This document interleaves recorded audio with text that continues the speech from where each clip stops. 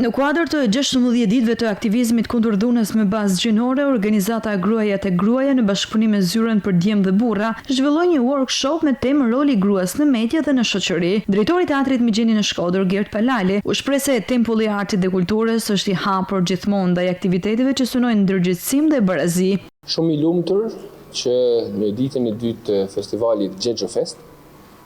kemi edhe këtë workshop, këtë konferencë që të gjithë së bashku kena me ba një bashkëbisedim mbi temën e gruas në media, gruaja si autore e gjithçka që lidhet edhe që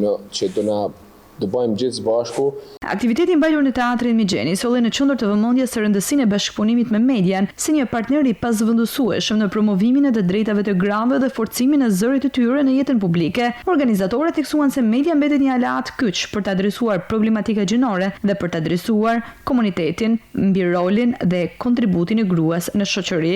Gjatë workshopit pjesëmarrësit patën mundësi të diskutojnë për sfidat që gratë hasin në fushën mediatike, për mënyrën se si përfaqësohen në publik dhe për rëndësinë e përfshirjes aktive të burrave dhe djemve në proceset e ndryshimit shoqëror. Ky aktivitet u zhvillua në kuadër të fushatës globale që synon për ndalimin e dhunës me bazë gjinore dhe promovimin e barazisë, duke nënvizuar edhe një herë angazhimin afatgjatë të organizatave lokale në mbrojtje të drejtave të grave.